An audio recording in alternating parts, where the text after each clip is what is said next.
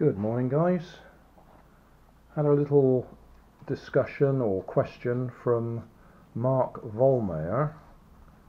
I was making these ring type or tube type gliders from paper, and he was wondering if we could strengthen the rim, which is what I've done here. I've printed off a ring with a slot in it on my 3D printer. I'll just demonstrate making the plane again first. This is one I did earlier, where I actually folded the front edge. How many times is that? 1, 2, 3 times. And that's all right when you just got paper, but when you're adding the, in this case, PLA 3D printed ring, you're adding quite a bit of weight to the front. So you don't want all those folds to add the weight. So I rolled this one back a turn, tried that, it was still too heavy. Rolled it back another fold and it was still too heavy. So this one is, I think, just like that.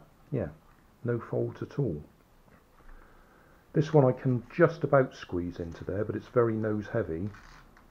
So probably good for throwing outdoors and trying to get a long distance, but it doesn't float, it just flies like a brick. Oh, before we go any further, I'll just say we're getting very close to those zylo or gyro glider things that you make from pop bottles. You just cut a ring from the pop bottle, wrap some tape around the front of it to add weight to it, and then you throw them. I'll just change hands. You throw them by spinning them like an American football. You have to sort of, as you throw it, you have to run your fingers down so it spins, and you get really good distance with them. And there's pictures of them going the whole length of an American football field throwing them. So that's quite different. Those spin. These paper ones are just supposed to glide gently or float almost. So we're using my hat camera. I'm going to put it on now, and I'll fold up one of these bits of paper. Just check there's nothing important written on there. No, that looks alright. That's all scrap paper. So I'll fold that up and then demonstrate feeding it in there. I think it's very difficult to get it into the ring. Surprisingly difficult. And because I haven't got any folds in there, I've had to tape it in place to stop it just sliding back out again. But we'll do it from scratch. So hat camera on. So piece of paper. We're going to fold the corners across. You actually want to leave about ½ an inch down here and ½ an inch there to get these evenly positioned. So say about ½ an inch there. It should be about ½ an inch folded up there. Try and get that. Oh, that's not quite perfect. Let's try that again.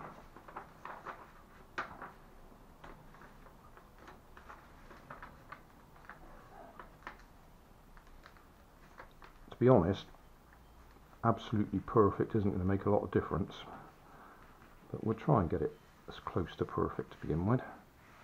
Right, so that is the finished article. Normally, as I showed you there,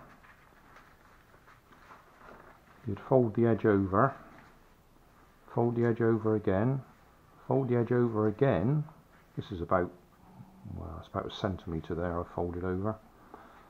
And that's putting the weight at the front, and then you can curve it round, and ideally you'd pop it in like that and it'll hold itself still, but I find that just pops out again, so a bit of glue or a bit of tape and that will fly. But when you're holding it, it tends to distort as you're squeezing it.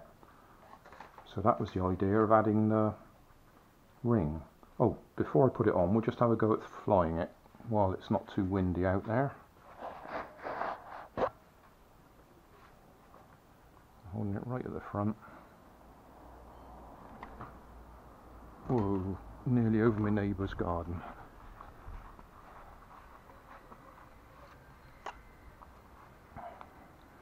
depending on exactly how you hold it, it'll either go off one way or the other, so you really have to pay a bit of attention to exactly where you're gripping it.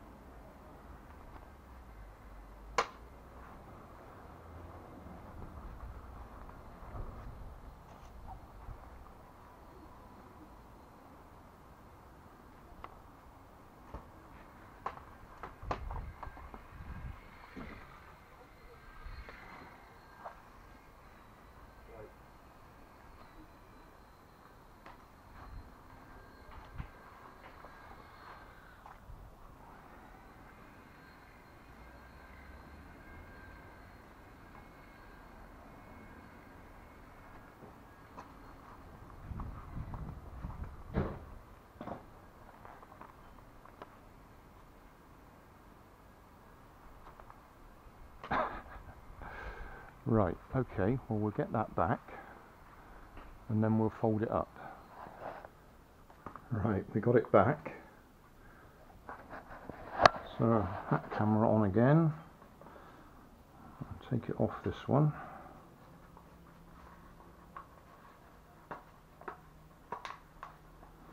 Just so you can actually see it.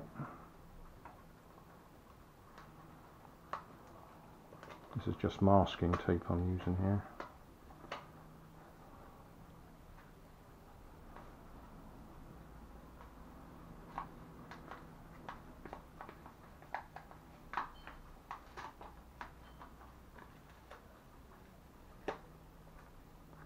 Because this just tends to slip off quite easily. So that's our ring with no extra folds on it.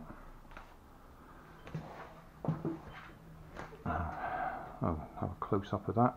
So it's just a ring with a slot in it. That's about 6mm deep. And then each ring is a millimetre, slot a millimetre, and then another millimetre ring. All in one piece. And I found that it's incredibly difficult to get it in, get the paper into the ring.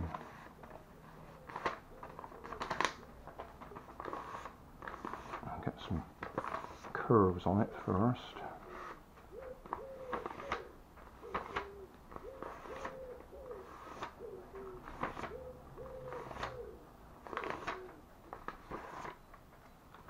Personally, I think this is not worth doing. It's more effort than benefit. Right.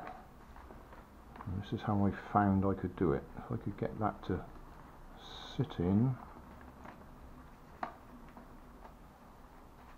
It was very fiddly.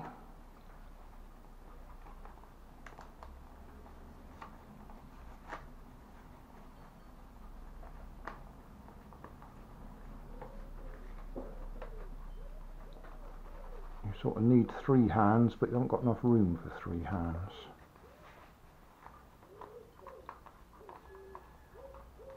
So there we are, that's in.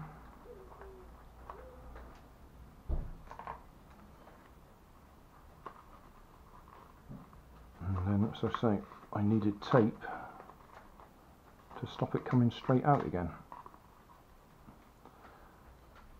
You could put a few extra folds in it and it'd grip better, but then it's much too heavy.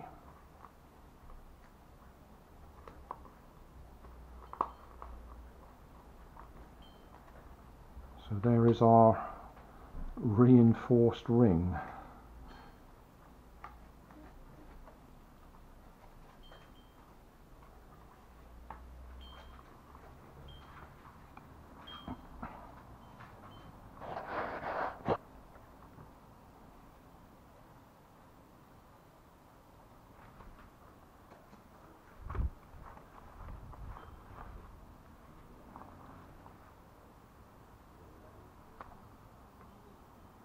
That was a bit better, wasn't it?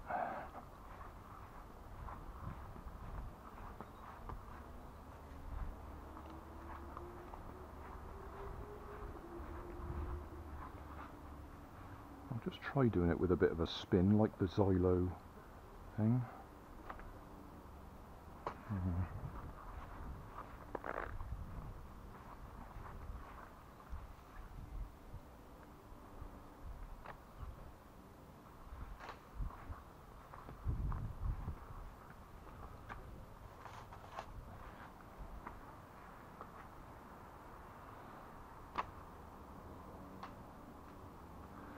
Yeah, what we're doing now is we've crossed the border into the zylo glider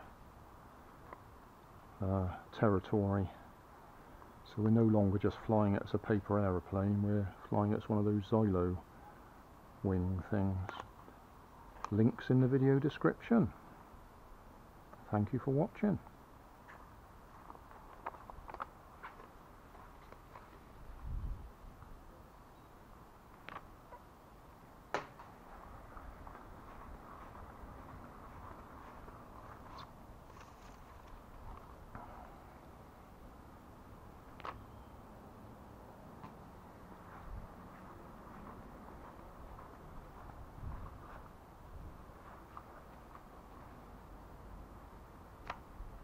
Oh, too high.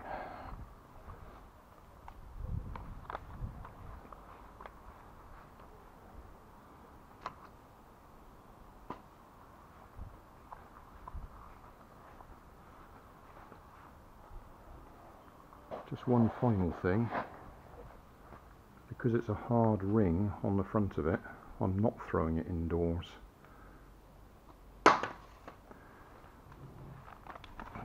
Because it hits quite hard. Anyway, there we go. That's a 3D printed strengthener for the front of the glider. Not recommending it. Doesn't have to be 3D printed. You can cut it out with a bit of cardboard or something like that. The zylo things that I keep talking about, they generally make those out of plastic bottles, the 2-litre soda bottles, but I've seen people make them from aluminium tins. You just cut a strip out of it, or a ring out of it. You have to bend the end over, otherwise you've got sharp edges, and then you throw them with a spin. And I've seen people do them with paint tins, bigger. So there's a whole load of them out there. Obviously the metal tins are significantly heavier and harder when they land, but you can get more thrust behind them when you throw them, so you can go a good distance. Oh, that's it. Thanks for watching. Thanks for watching. You'll find more information down in the video description. You might like to watch that video up there, and you might like to subscribe over there.